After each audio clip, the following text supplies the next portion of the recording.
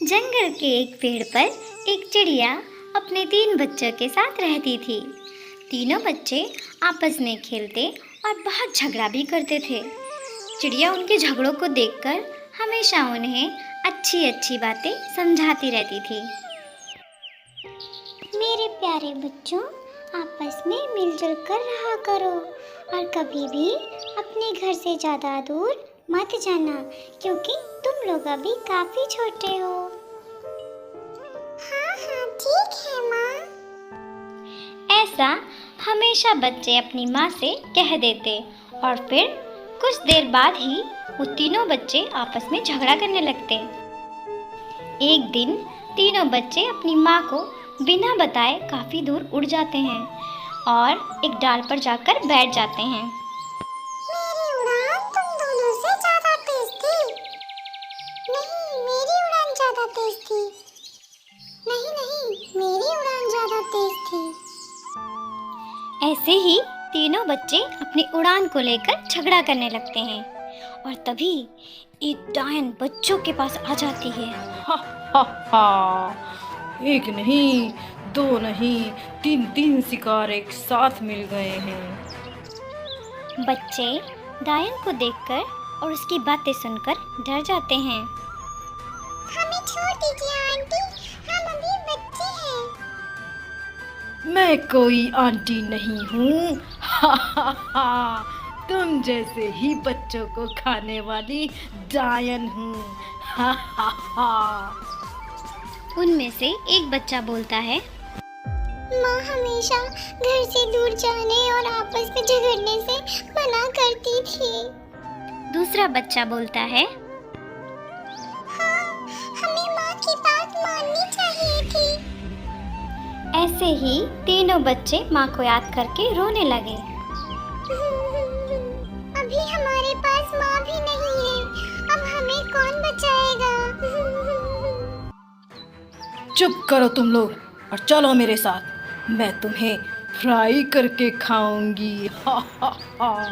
डायन तीनों बच्चों को अपने साथ लेकर चली जाती है।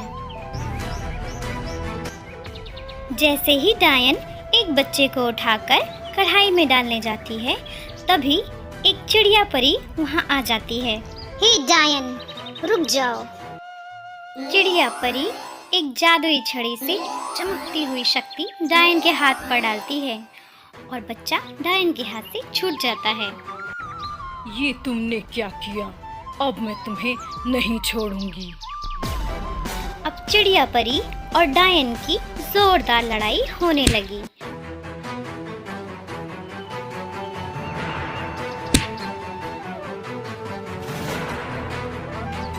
और फिर चिड़िया परी ने अपनी जादुई छड़ी की शक्ति से डायन को मार डाला। चिड़िया परी बच्चों को माँ के पास पहुँचा देती है। बच्चों, हमेशा अपने बड़ों की बात माननी चाहिए। अमेजिंग! मेरी बहना लाली और भूड़ी माँ पापा को मरे हुए बहुत वक्त हो गए। घर में जो राशन था सारे खत्म हो गए। अब तो घर में कुछ भी नहीं है। मेरी बहना, अब हम क्या करेंगे? दीदी, मुझे तो बहुत भूख लगी है। मेरे पेट में चूहे कूद रहे हैं। मुझे इतनी भूख लगी है, मुझे कुछ खाने को दे दो। मेरी बहना, मैं कुछ पड़ोसी से भोजन मांग के लाती हूँ, फिर तुम दोनों खा लेना।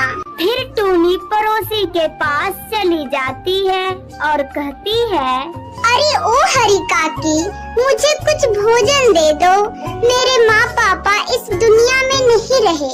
मेरी दोनों बहना बहुत ही भूखी है, मुझे कुछ भोजन दे दो। अरे ओ टूनी, तुम्हें तो पता है कि मेरा बेटा लाता है तो मैं खाती हूँ। मेरे घर में अभी कुछ भी नहीं है। मैं तो इतनी बूढ़ी हो गई हूँ, मुझसे तो चला नहीं जाता। मेरे पास कुछ भी नहीं है तुम्हें देने के लिए। तुम दूसरों के पास जा सकती हो। फिर टूनी उदास होकर वापस घर आ जाती है। अरे ओ लाली बूढ़ी बहना, कोई पड़ोसी भोजन नहीं पूछ दिया मुझे, अब हम क्या करेंगे? अब हम तीनों को कोई दूर जंगल जाकर भोजन की तलाश करनी होगी। हाँ दीदी, आप सही बोल रही हो। हम सभी को जंगल में भोजन की तलाश करनी होगी। हाँ मेरी बहना, हम तीनों को अब जंगल की ओर जाना ही होगा। फिर टूनी और उसकी दोनों बहना जंगल की ओर चली जाती है। उसे रास्ते में एक आम का पेड़ दिखाई देता है। फिर टूनी और दोनों बहना उस पेड़ पर जाती है। बहुत सारे फल तोड़कर वह अपने बच्चों को खिलाती है। फिर टूनी बहुत सारे आम तोड़ती है और खुद खाती है, बच्चों को भी खिलाती है। आपको यह कहानी कैसी लगी कमेंट में जरूर बताएं। लाइक करें, शेयर करें, सब्सक्राइब करें।